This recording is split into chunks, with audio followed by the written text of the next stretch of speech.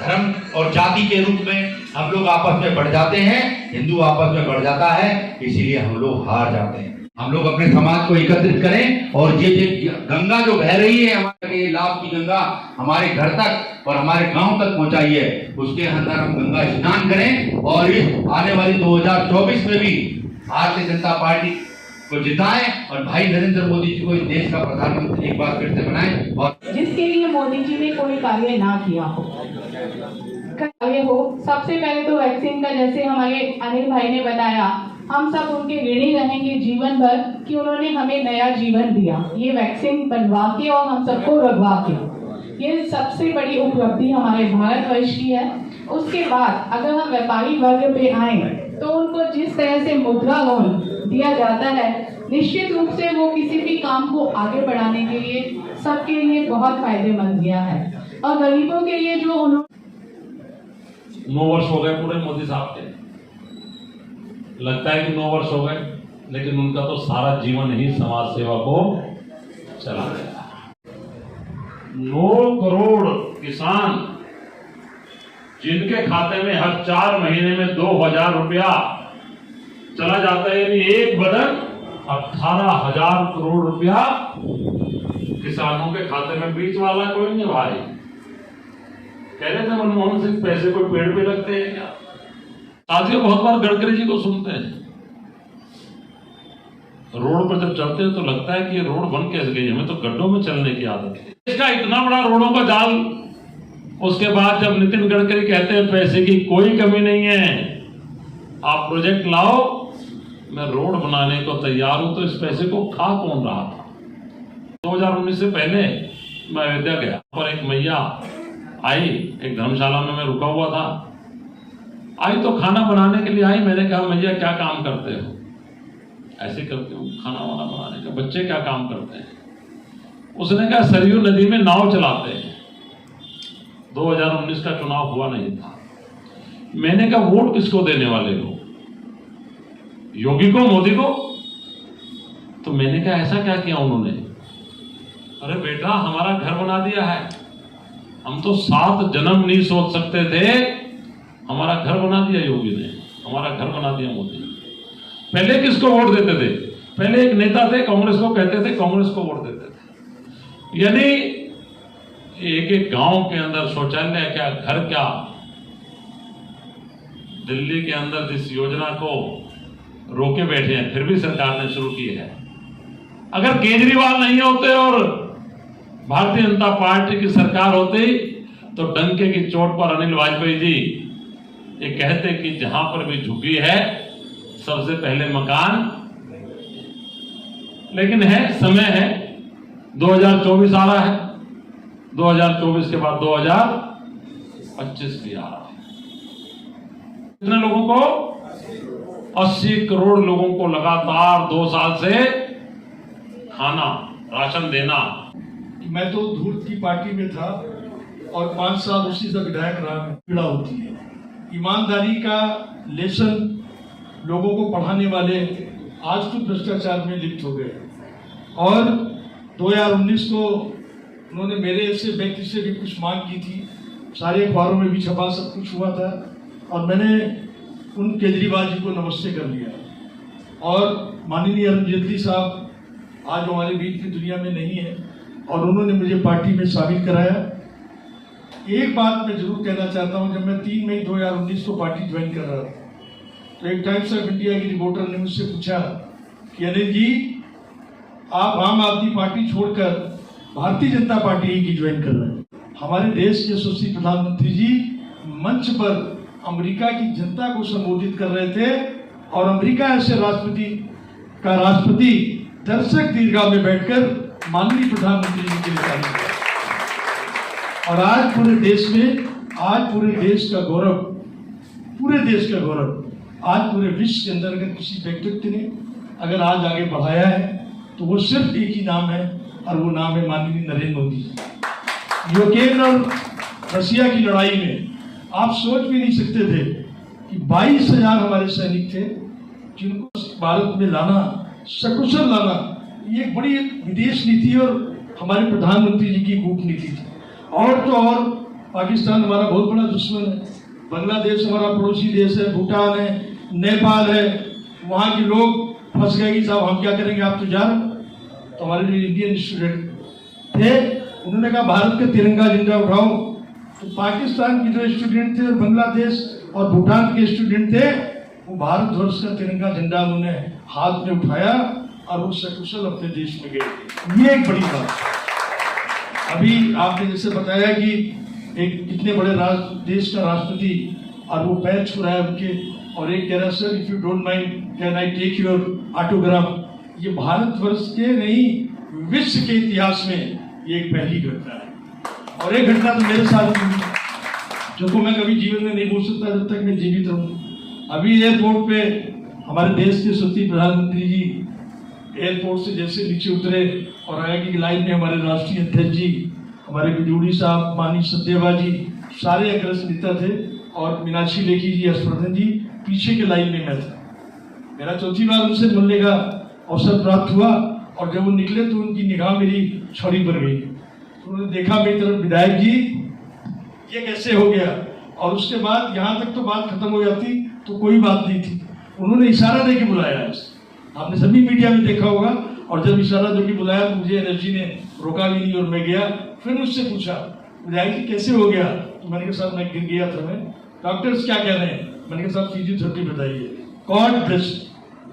ये एक प्रधानमंत्री जैसे छोटा कार्यकर्ता जो कभी जीवन में शायद ये मेरे लिए एक ड्रीम था कि मैं कभी सोच भी नहीं सकता था कि देश के महानतम विश्व के बड़े नेता इस तरीके से पूछे विधायक जी ये कैसे लग गई। तो मेरे लिए ये बड़ी सौभाग्य का क्षण था। ऐसे ही हमारे देश के यशस्वी प्रधानमंत्री जी हैं। 400 के बाद अब की बार लेकिन एक बात सुन लीजिएगा, हमारी लड़ाई दिल्ली में बड़े मूर्ख आदमी से, उसने आपके टैक्स के पैसे से एडवर्टाइजमेंट कर रखा है, रोज टेलीविजन पे प्रकट होता है मैं अरविंद केजरीवाल बोल रहा हूँ। लेकिन हमारे पास क्या है, हमारे पास अगर सिर्फ एक प्रचार का माध्यम है तो हमारे आप सब बहने हैं, हमारी प्रचार का माध्यम है तो हमारे सारे जुझारू कार्यकर्ता है। हम लोग देखिए सारी बहनें मंदिर में जाती हैं, कीर्तन में जाती हैं, हम लोग सोशल इवेंट में जाते हैं। और हमको सबको जो माननीय मोदी जी के 9 साल के जो कार्य हैं, जो माननीय गर्ग साहब ने बताए हैं, एक कार्यकर्ता ये प्रण कर ले कि हम 50 लोगों को माननीय मोदी जी के बताए हुए कामों को लोगों को बताएंगे।